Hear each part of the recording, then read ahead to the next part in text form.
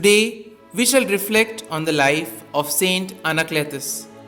It is now generally conceded that the name Anacletus, which is given in all the ancient lists of popes from the 2nd to the 4th century, was probably abbreviated to Cletus.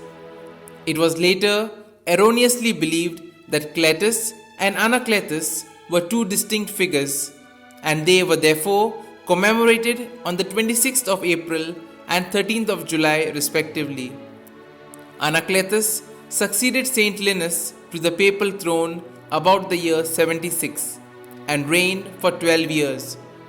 The 6th century Liber Pontificalis states that he had a small chapel or memoria erected over the resting place of the Prince of the Apostles atop Vatican Hill, and another one over the tomb of Saint Paul on the property of the matron Luciana on the Ostian Way.